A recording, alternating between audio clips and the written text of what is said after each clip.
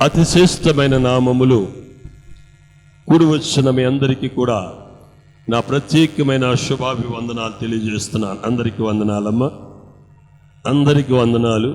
ఈ 2024వ సంవత్సరములు జరిగినటువంటి ఈ శిలువ ధ్యానాల్లో ప్రారంభ దినం అంటే భస్మ బుధవారం నుండి నేటి వరకు ఈ 47 రోజులు, ఈరోజు మనం ఉపవాసం నుండి ఏం చేస్తున్నాం? విడుదల పొందుతున్నాం. ఈ 47 ఈ యొక్క శిలువ ధ్యానాల ద్వారా మనం నేర్చుకున్నది ఏంటంటే, వ్యర్థమని అనే స్థలము నుండి వ్యర్థము కాని స్థలానికి మనం నడిపింపబడాలి. ఏది వ్యర్థము? మనం నిలుచున్నటువంటి ఈ స్థలము, నిలుచున్నటువంటి ఈ భూమి, ఇదంతా కూడా వ్యర్థమని దేవుని యొక్క వాక్యం సెలవిస్తుంది. ఒక్కనాటికి ఈ భూమి, ఈ ఆకాశం ఏమైపోతుందని? లయమైపోతుంది. ఈ ఆకాశము కనిపించదు, భూమి కనిపించదండి. మరి శాశ్వతంగా ఉండేది ఏంటో తెలుసండి? దేవుని రాజ్యము, నరకము.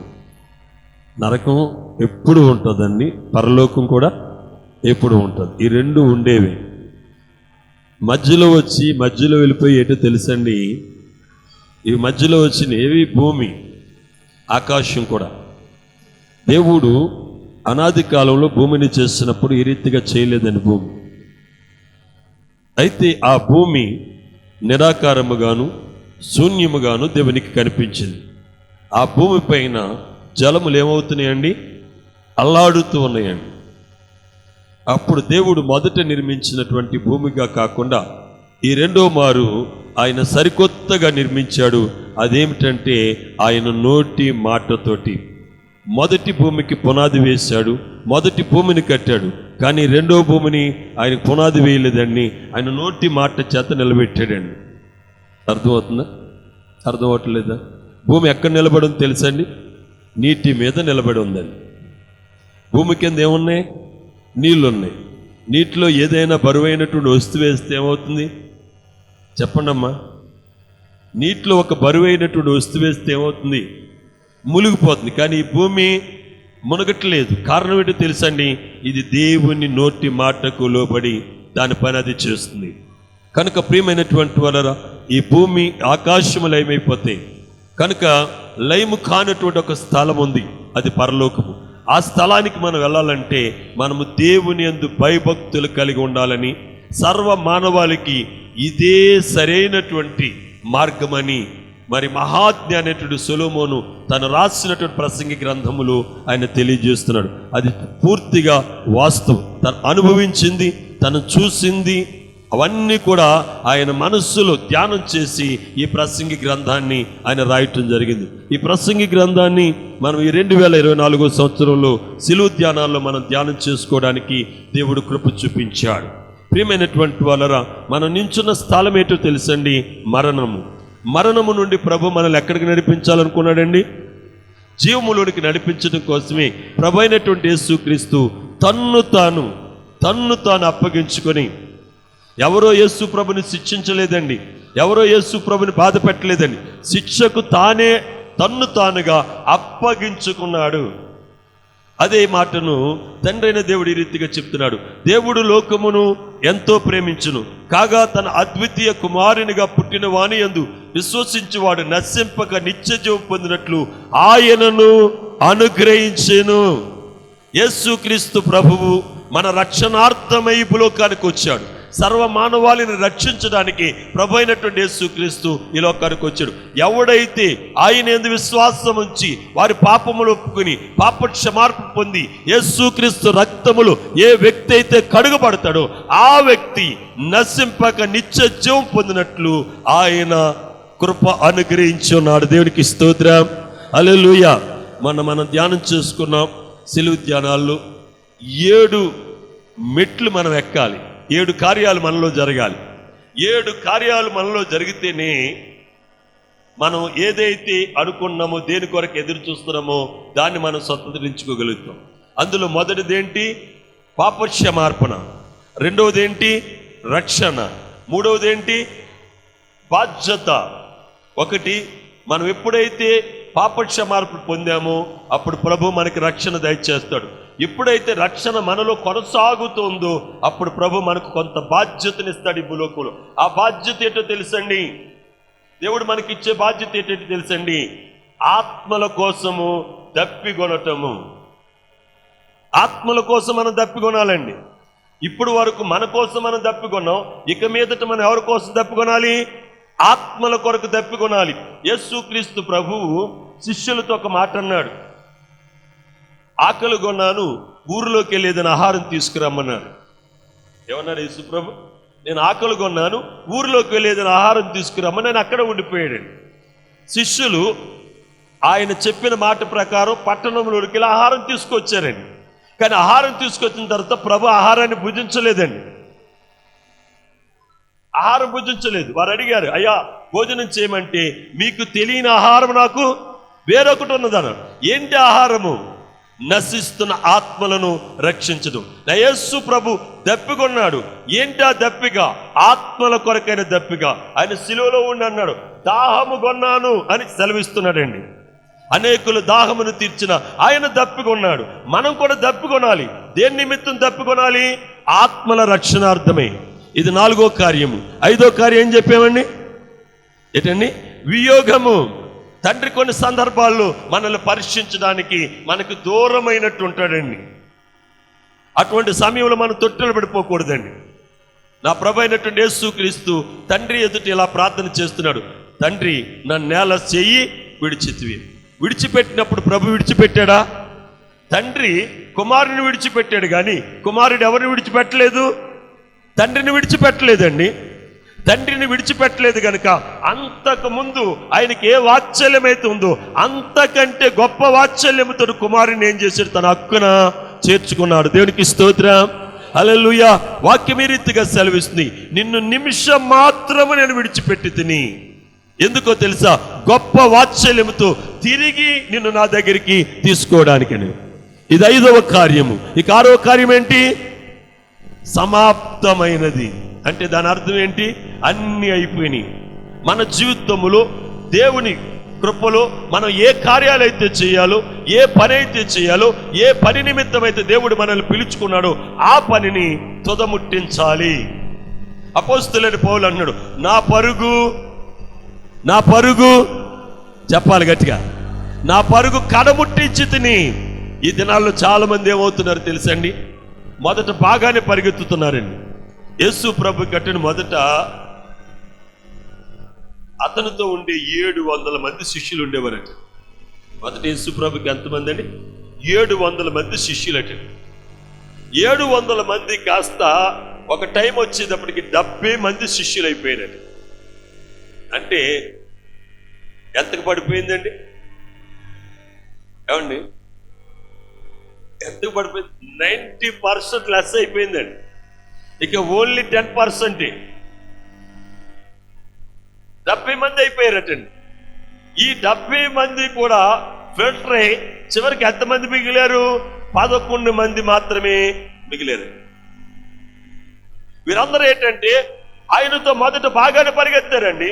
కొంత దూరం వెళ్ళేటప్పటికీ కలిగే శోధనలు, ఇబ్బందులు, లోకాశలు, శరీరాశ, జీవపుడమ్ము ఇవన్నీ కూడా వారిని ఏం చేసినాయి? పడదోసినాయి. ఈ క్రైస్తవ విశ్వాస యాత్రలో ఎన్నో శోధనలు మనకు కలుగుతాయి, ఎన్నో ఇబ్బందులు కలుగుతాయి, ఎన్నో ఆకర్షణలు మనకు కలుగుతాయి, ఎన్నో లోకాశలు మనకు కలుగుతాయి. వాటి వైపు చూడక విశ్వాసమును కర్తయు దాన్ని కొనసాగించేవాడు యేసు వైపు మాత్రమే చూడాలండి. అపోస్తలుడైన పౌలు అన్నాడు, నేను మీ మధ్యన దేనిని ఎరుగకున్నాను. దేనిని నేను ఎరుక్కున్నాను? నా ఎదుట కొన్ని వేల మంది ప్రజలు కూర్చుని వాక్యం ఉంటున్నారు. మీరెవరు నాకు తెలియదు, మీరెవరు నాకు కనబడట్లేదు, నాకెవరు కనబడుతున్నారు అనగా సిలువ వేయబడిన యేసుక్రీస్తు ప్రభు తప్ప నేనెవరిని చూడుకున్నానన్నాడు. ఇక్కడ కూర్చుని మీకు కూడా ఎవరు కనపడాలి? పాస్టర్ పౌలు గారు కనపడకూడదండి. ఎవరు కనపడాలి చెప్పండి అమ్మా? ఎవరు కనపడాలి? మీరే కనపడాలా? ఎవరు కనపడాలి? ఎవరు? చాలా మంది ప్రభువులు ఉన్నారండి. ఏ ప్రభు కనపడాలి? నీ కోసం ప్రాణము పెట్టినటువంటి యేసుక్రీస్తు ప్రభు తప్ప ఎవరు నీకు కనిపించకూడదండి. ఆయన మాత్రమే చూడాలి. ఎప్పుడైతే నువ్వు ఆయన మాత్రమే చూడగలిగావో ఆయన మాటను వినగలుగుతావు. ఎప్పుడైతే ఆయన మాటను వినగలిగావో ఆ మాటను నీ హృదయానికి అన్వయించుకోగలుగుతావు. ఎప్పుడైతే నువ్వు హృదయానికి అన్వయం చేసుకున్నావో నీ జీవితంలో క్రమక్రమముగా మార్పు ప్రారంభమవుతుంది. అనగా కొంచెం కొంచెం కొంచెంగా మార్పు ప్రారంభమై ఒక్కనాటికి నువ్వు ఎలా కనపడుతుందో తెలుసండి, యేసు ప్రభులాగా కనపడతావు. వాక్యం నెరవేర్చి నెరవేర్చి నెరవేర్చి నెరవేర్చి మనం అలా మారిపోతాం. చెప్పండి ఏమండి, వాక్యంలా మారిపోతాం లేదా? ఏమండి చెప్పండి. వాక్యమును నెరవేర్చి నెరవేర్చి నెరవేర్చి ఏమవుతాం? వాక్యంలా మారిపోతాం. వాక్యం అంటే ఎవరు? యేసు ప్రభువే. వాక్యములాగా మారామంటే దాని అర్థం ఏంటంటే యేసుక్రీస్తు ప్రభులాగా మనము మారామని అర్థం. ఒక వ్యక్తి యేసుక్రీస్తు ప్రభులాగా మారకపోతే పరలోక రాజ్యంలో ఆ వ్యక్తికి ఏముండదండి, ప్రవేశం ఉండదు. కనుక నిన్ను పిలిచినవాడు, నిన్ను ఏర్పాటు చేసుకున్నవాడు, ఆయన నీకొక బాధ్యతనిచ్చాడు. ఆ బాధ్యతను నువ్వేం చేయాలంటే పూర్తిగా నెరవేర్చాలి. యేసు ప్రభు ఈ లోకానికి ఏ ఉద్దేశంతోడైతే పంపబడ్డాడు, తండ్రి ఏ ఉద్దేశంతో ఈ లోకానికి పంపించాడు, లేఖనము ఆయన పట్ల ఏదైతే సెలవిచ్చిందో దానిలో ఒక్కటి కూడా తప్పిపోకుండా ప్రతి మాటను కూడా ఆయన ఏం చేశాడండి, నెరవేర్చాడు. ప్రభు అయినటువంటి యేసుక్రీస్తు ఈ లోకములో శరీరధారిగా ఉన్నప్పుడు ఆయన అన్నాడు, నేను లేఖనమును కొట్టివేయడానికి రాలేదు, ధర్మశాస్త్రమైనను అందులో ఉన్న వచనమైనను నేను కొట్టివేయడానికి రాలేదు, కానీ దాన్ని నెరవేర్చడానికే నేను ఈ లోకానికి వచ్చాను. ఆయన దాన్ని నెరవేర్చాడు. అలాగే ప్రభు యొక్క చిత్తాన్ని కూడా మనం నెరవేర్చాలి. ఆయన చిత్తము మన పట్ల ఏదైతే ఉందో దాన్ని మనం పూర్తిగా నెరవేర్తించినప్పుడు ప్రియ సహోదరి సహోదరుడా మన జీవితం పరిపూర్ణమవుతుంది. ఎప్పుడైతే మనం పరిపూర్ణమయ్యామో అప్పుడు మన ఆత్మ తండ్రి స్వీకరిస్తాడు. దేవునికి స్తోత్రం. యేసే చివరి మాట అన్నాడు, నా ఆత్మను నీకు అప్పగిస్తున్నానని. తండ్రి స్వీకరించాడా, ద్వేషించాడా? చెప్పండి. నా ఆత్మని నీకు అప్పగిస్తున్నానన్న మాట తండ్రి విని కుమారుని స్వీకరించాడా లేదా? స్వీకరించకపోతే ఆ సిలువలో ఇద్దరు దొంగలు ఇంకా బతికి ఉన్నట్లుగా ప్రభు కూడా 3 తర్వాత కూడా బ్రతికి ఉందుడు. చేతిలో గాయాలు, ఒంటి మీద గాయాలు, కాళ్ళలో గాయాలు అయితే మనిషి చనిపోడమ్మా. కానీ నా యేసు ప్రభు ఒక మాట చెప్పాడు, ప్రాణమును పెట్టుటకు నాకు అధికారం ఉంది, ప్రాణమును తిరిగి తీసుకోవడానికి నాకు అధికారం ఉంది. ఆ రీతిగా తన ప్రాణము, తన ఆత్మను దేవునికి అప్పగించుకున్నప్పుడు దేవుడు స్వీకరించాడు. అలాగే మనం ఈ లోకానికి ఎందుకైతే వచ్చామో, ఎందుకైతే దేవుని చేత పిలువబడ్డామో, ఎందుకైతే దేవుని చేత ఏర్పాటు చేయబడ్డామో దానిని మనం పూర్తిగా నెరవేర్చినప్పుడు ఆ పరలోకమందున్నట్టు ప్రభువు మనల్ని ఏం చేస్తాడని స్వీకరిస్తాడు. యేసుక్రీస్తు ప్రభువు ఈ లోకములోనికి వచ్చి సర్వమాన పాప పరిహారార్థమై బలిదానం అర్పింపబడి 3వ దినమున దైవ మానవునిగా మృతి పొందాడు. దైవ మానవునిగా యేసుక్రీస్తులో 2 రూపాలు మనకు కనపడతాయి. ఒకటి మానవ రూపము, రెండవది దైవ రూపము. 2 మిళితమైంది యేసుక్రీస్తు. అందుకే భక్తుడైనటువంటి మత్తయి యేసు ప్రభుని మనుష్య కుమారుడని మాట్లాడుతుంటే యోహాను దైవ కుమారుడని యేసు గురించి మాట్లాడు. ఆయనలో మనుష్య కుమారుడు ఉన్నాడు, దైవ కుమారుడు ఉన్నాడండి. ఈ మనుష్య కుమారుడు దైవ కుమారునిగా మార్చబడి పరలోకానికి ఏమయ్యాడండి, ఆయత్తమయ్యాడు. దేవునికి స్తోత్రం, హల్లెలూయా. మనము కూడా మనుష్య కుమారులుగా ఉన్నటువంటి మనము దైవ కుమారులుగా మార్చబడాలి. మార్చబడడానికి మనం ఇక్కడికి వచ్చాం. మనం వచ్చిన ఈ స్థలం ఏంటో తెలుసండి.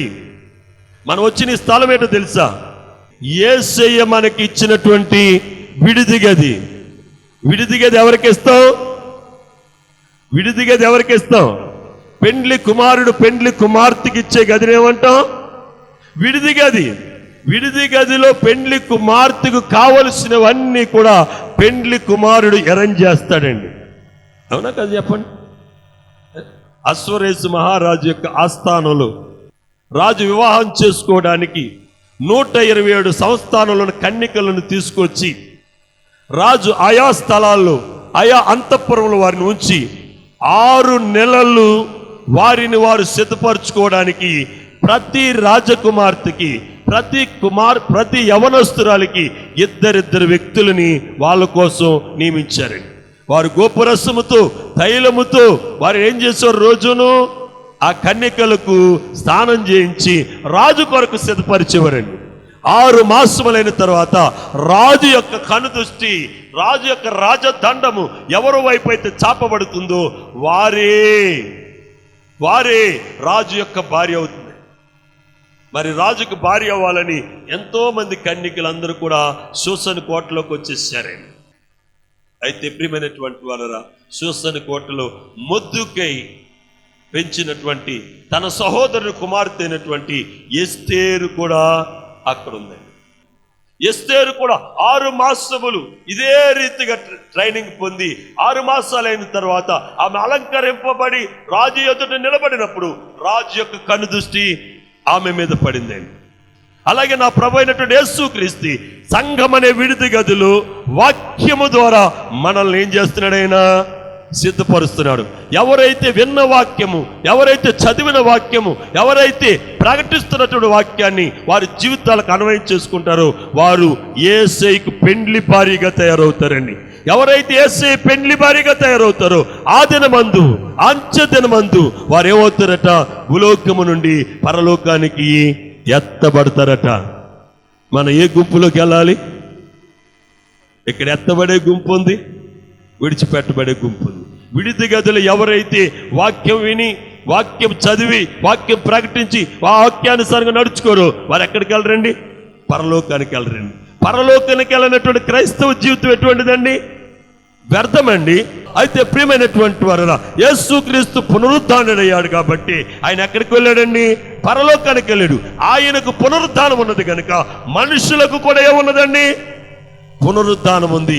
అందుకే ప్రభు అయినటువంటి యేసుక్రీస్తు అన్నాడు, పునరుద్ధానమును జీవమును నేనే, పునరుద్ధానమును జీవమును నేనే, నాయందు మరి విశ్వాసం ఉంచిన వాడు చనిపోయినను బ్రతుకును, బ్రతికి నా యందు విశ్వాసం ఉంచిన వాడు ఇంకెన్నటికీ చనిపోడు. ఇది దేని గురించి చెప్పాడో తెలుసండి? ఒక దినం రాబోతుంది, ప్రభు ఆర్భాటముతోను ప్రధాన దూత శబ్దముతోను మధ్యాకాశములకు వచ్చేటండి భూమి మీద సిద్ధపరచబడినటువంటి వధువు సంఘాన్ని తీసుకువెళ్తాడటండి. ఏ సంఘము? వధువు సంఘం అండి. ఆయన పిలిచినప్పుడటండి ఆ పిలుపు మొదట ఎవరికి కనపడుతుందటండి? మనకంటే ముందు చనిపోయినటువంటి భక్తులు, మనకంటే ముందు చనిపోయినటువంటి విశ్వాసులు, మనకంటే ముందు చనిపోయిన నీతిమంతులటండి. వారు ఆ మాటను వినటండి, వారు మట్టిలో కలిసిపోయిన వారి దేహము ఏం ధరించుకుంటుందటండి? తిరిగి శరీరము ధరించుకుంటుందట. బూడిదలో కలిసిపోయినటువంటి వారి దేహము మరలా తిరిగి ఏం చేస్తాడండి? శరీరం ధరించుకుంటుందట. అక్క గాలిలో కలిసిపోయిందటండి, అది తిరిగి ఏమవుతుందటండి? శరీరము ధరించుకుంటుందట. నీటిలో కలిపోయింది ఏమవుతుందటండి? తిరిగి శరీరము ధరించుకుంటుందటండి. ఇవి శరీరము ధరించుకునే పోతేట మొదటండి మనకంటే ముందు పరలోకానికి ఎక్కి వెళ్ళిపోతేట సజీవులమైన మన వారిని చూస్తామటండి. ఆ తర్వాత ఆయన పిలుపు ఎవరికి కనపడుతుందండి? సజీవులయ్యి ఆయన నామం మీద భయభక్తులు కలిగిన వారికి కనపడతారు. వారు కూడా ఎత్తబడతారట. వారు ఎత్తబడినప్పుడు ఎవరైతే నిన్ను హింసిస్తారో, ఎవరైతే నిన్ను బాధపడతారో, ఎవరైతే నిన్ను శోధిస్తారో, ఎవరైతే దేవునికి విరోధంగా ఉంటారో వారు నిన్ను చూసి అంటారట, నీవు ధన్యుడవు. చెప్పండమ్మా, నీవు ధన్యుడవు, ధన్యురాలు అని రొమ్ము కొట్టుకుంటారు. మీరు చాలా మందికి సువార్త ప్రకటిస్తారు కదా, వారు ప్రకటించినప్పుడు మీ మాట వినరండి. వాళ్ళు మీ బంధువులు అవ్వచ్చు, మీ రక్త సంబంధులు అవ్వచ్చు, మీ స్నేహితులు అవ్వచ్చు, మీ దగ్గర పనిచేసే వాళ్ళు అవ్వచ్చు, మీ యజమానులు అవ్వచ్చు. వారు మిమ్మల్ని చూసట రొమ్ము కొట్టుకొని మీరు ధన్యులు ధన్యులు ధన్యులు అంటారు. ప్రియమైనటువంటి అంతటి కృప మానవునికి దయచేయటం కోసమే నా యేసుక్రీస్తు ప్రభులు వారు మరణించి సమాధి చేయబడి 3వ దినాన ఆయన సజీవుడుగా లేపబడ్డాడు. ఆయన లేచిన సంగతి మొట్టమొదట ఎవరు చూశారో తెలుసండి? యేసుక్రీస్తు ప్రభువు లేచినటువంటి ఆ సన్నివేశాన్ని మొట్టమొదట చూసిన వ్యక్తులు ఎవరో తెలుసండి? ఏ వ్యక్తులైతే ప్రభుత్వం చేత నియమింపబడి పోతు పిలాతు ఏ మనుష్యులనైతే ప్రధాన యాజకుడైనటువంటి కయ్యప్పకు వారి అనుచరులకు అప్పగించాడో ఆ సైనికులు మొట్టమొదట ఎవరిని చూశారండి? పునరుద్ధానుడైన యేసును చూశారండి. రాత్రి చాలా కాపలా పెట్టాం, వాళ్ళు కొట్టేశారు. యేసు ప్రభు తీసుకెళ్ళిపోయారు.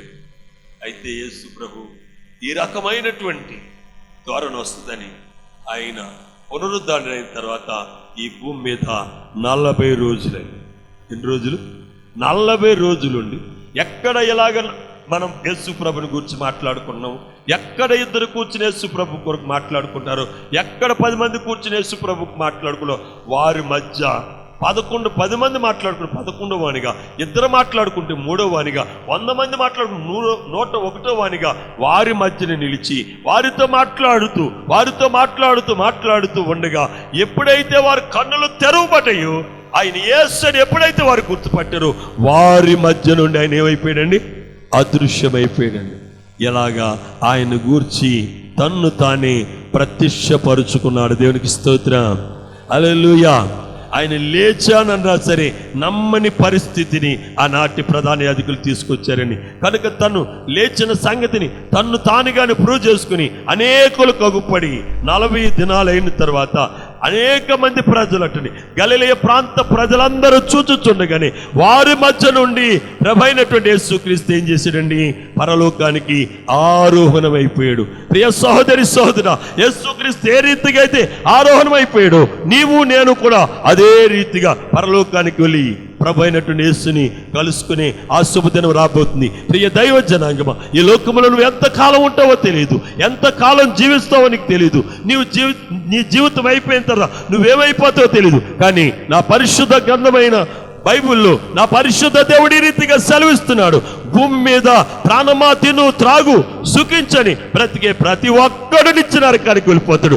ఏ వ్యక్తి అయితే ప్రాణమా ఆయనను సన్నిధించు, ప్రాణమా ఆయన నామములో ప్రార్థన చేయి, ప్రాణమా ఆయన సన్నిధిలో నిరంతరము నిలిచి ఉండని ఎవడైతే తన ప్రాణమును దేవుని కొరకు ఆశగొనేటట్లు చేస్తాడో వాడు నిశ్చయంగా ఎక్కడికి వెళ్తాడండి? పరలోకానికి వెళ్తాడండి. దావీదు భక్తిని కట్టండి, ఏ కరువు లేదండి, కరువు అనేది లేదు. కానీ ఆయన ప్రాణం అట్ట తెప్పరట్లేదట. మహారాజాని దావీదు ప్రాణం అటండి భోజన బల్ల చుట్టూ దేశములు లేదా విదేశాల్లో జరిగే ఉండే ప్రతి వస్తువు, ప్రతి ఆహార పదార్థము దావీదు మహారాజు భోజనం బల్ల దగ్గర ఉండేదట. అన్ని రకాలైనటువంటి భోజన పదార్థాలు తిన్నా సరే ప్రాణం ఎలాగుండేదట? తెప్పరిలేదు కదట. ఎప్పుడు తెప్పరిలేదట తెలుసండి? దేవుని మందిరంలోకి వెళ్ళినప్పుడట ఆయన ప్రాణం అటండి తెప్పరిలేదట. ఆయన అన్నాడు, దుప్పే నీటి వాగుల కొరకు ఆశపడట్లు యెహోవా మందిరావరణములు చూడవలనని నా ప్రాణము ఆశపడుతుంది, ఆశతో దేవవుతుందండి తృష్ణ కొనుచున్నది. ఎప్పుడు నా దేవుని ఆలయానికి పోదునా, ఎప్పుడు నా దేవుని ఆలయములో నేను ప్రార్థన చేయదునని నేను ఆశతో ఎదురు చూస్తున్నాను. యెహోవా యొద్ద ఒక వరం అడుగుతున్నాను నిరంతరము, అనగా నేను బ్రతుకు దినములన్నీ కూడా యెహోవా మందిరావరణములు నేను నివసించాలని కోరుకుంటున్నాను. ఎంత గొప్ప కోరిక చూడండి. మనం ఏం కోరుకుంటున్నాం? ఈ సంవత్సరం వచ్చే సంవత్సరం ఓ నక్లీస్ కొనాలి, వచ్చే సంవత్సరం నక్లీస్ కొన్నాడు అనుకోండి, ఆ వచ్చే సంవత్సరం ఒక హారం కొనాలి, హారం కొన్నాడు అనుకో, ఆ వచ్చే సంవత్సరం ఓ వడ్డానం కొనాలి. ఇదే కదమ్మా ఆడవాళ్ళు. మగవాళ్ళది ఏంటి? ఈ సంవత్సరం సైకిల్ మీద వెళ్ళామనుకోండి, వచ్చే సంవత్సరం బైక్ కొనాలి, ఆ తర్వాత కారు కొనాలి, ఇంకా ఉన్నాయి ఆశ. ఇదే ఆశ. కానీ ప్రియ దైవ జనాంగం, ఈ లోకంలో ఏది ఉన్నా అదంతా ఒక్కనాటికి వ్యర్థమైంది. ఏది మనతో రాదండి. ఆ కృపగల దేవుని ఎవరైతే మనసారా ఆరాధిస్తారో, ఎవరైతే ఆయన మనసారా ధ్యానం చేస్తారో వారు నిత్య రాజ్యములు ప్రవేశిస్తారు. దేవునితో నీవు, నీతో ఆయన ఆనందించేటువంటి ఆ కృప దేవుడు అనుగ్రహిస్తాడు. కనుక ప్రియ దైవ జనాంగమ, నీ కొరకు పునరుద్ధానాన్ని యేసుక్రీస్తుని నీ హృదయంలోనికి ఆహ్వానించు, నీ అంతరంగంలోనికి ఆహ్వానించు. ఆయన ఆజ్ఞానుసారంగా జీవించు, ఆయన చిత్తానుసారంగా జీవించు. నీవు నీ సొత్తు కాదు, విలువ పెట్టి కొనబడని దేవుని సొత్తు అని గ్రహించి దైవ చిత్తానుసారమైన మనస్సును నువ్వు కోరుకో. దైవ చిత్తానుసారమైన మనస్సును నువ్వు కలిగి జీవించు. ఒక్కనాటికి దేవునితో నీతో దేవుడు ఐక్యమైపోతారని. రెండు వేరుగా ఉండేటటువంటి ఒక స్త్రీ పురుషుడు వివాహం ద్వారా ఏమైపోతున్నారండి? ఐక్యపడిపోతున్నారు ఒకరితో ఒకరు. ఒకరి మనసు ఇంకొకరికి, ఇంకొకరి మనసు ఇంకొకరితోటి ఐక్యమైపోయి వారిరువురు కాక ఏక శరీరముగా, ఏక మనుషులుగా, శరీరాలు వేరు కానీ వారి మనస్సులు ఒకటి, వారి ఆత్మ ఒకటి. చూడండి, మనం తండ్రితో గొడవ పడ్డాం అనుకోండి, కొన్ని రోజుల దాకా మాట్లాడు. తమ్ముడితో గొడవ పడ్డాం అనుకోండి, కొన్ని రోజుల దాకా మాట్లాడు. మన ఫ్రెండ్స్తో గొడవ పడ్డాం అనుకోండి, చాలా రోజులు మనం మాట్లాడు. ఇంకెవరితో గొడవ పడ్డా సరే చాలా రోజులు మనం మాట్లాడు. అదే ఒక భార్య భర్తతోటి గొడవ పడ్డారు అనుకోండి, ఎంతసేపు ఉంటారు చెప్పండి? పొద్దున గొడవ పడ్డారు అనుకోండి, మరలా 9 గంటలకు సరైపోతుంది. 9 గంటలకు గొడవ పడ్డారు అనుకోండి, 10 గంటలకు సరైపోతుంది. ఒక గంటన్నర వ్యవధిలో సరైపోతుంది. ఎందుకంటే వారి మనస్సులు ఏమైనాయి? క్రీస్తుతో కూడా మనం ఆ అనుబంధాన్ని కలిగి ఉండాలి. అందుకే సంఘాన్ని ఏమంటున్నాడంటే వధువు సంఘం. వరుడైనటువంటి యేసు క్రీస్తుకి పెండ్లి భార్యగా మనం ఉన్నాం కనుక ఆయనకి పెండ్లి భార్యమైన మన ద్వారా ఆయనకి ఘనత మహిమ వచ్చినట్లుగా మనం ఆయన చిత్తానుసారంగా మనం జీవించాలి. ఆ భాగ్యము ప్రభు మీ అందరికీ అనుగ్రహించాలని, పునరుద్ధానుడైన యేసు క్రీస్తు యొక్క శక్తిని మీరు అందరూ కూడా పొందుకోవాలని నేను మనసారా కోరుకుంటూ నా మాటలు ముగిస్తున్నాను. దేవుడు మిమ్మల్ని దీవించునుగాక. ఆమేన్. అందరూ కలిసి ప్రార్థన చేద్దాం. యేసయ్య, నోరు తెరిచి అడుగుదాం. నీ పునరుద్ధాన శక్తిని నాకు దయచేయి ప్రభువా, నీ పునరుద్ధాన శక్తిని నాకు దయచేయమని ఎవరు మర్చిపోవారు. హల్లెలూయా, హల్లెలూయా. పరిశుద్ధుడైన తండ్రి, ప్రేమాస్వరూపుడైన మా యేసు ప్రభువా, ఈ ఉదయకాల శ్రమ నుండి మీ సన్నిధిలో మమ్మల్ని నిలువబెట్టుకున్నాను. శ్రేష్టమైన వర్తమానాన్ని మీరు అందించారు. నేను విత్తబడిన ప్రతి మాట మాలో మీరు ఫలింపు చేసి మమ్మల్ని అందరినీ రాకడకు సిద్ధపరచమని నేను ప్రార్థన చేస్తున్నాను. చిన్నపిల్లలను దీవించండి, యవనస్తులను దీవించండి, వృద్ధులను దీవించండి, రోగులను స్వస్థపరచండి, బలహీనలను బలపరచండి, శోధనలను వారికి విడుదల మీరు కలుగు చేయండి. సమాధానం వారికి సమాధానం, శాంతి లేని వారికి శాంతి, నెమ్మది లేని వారికి నెమ్మదిని మీరు దయచేయండి.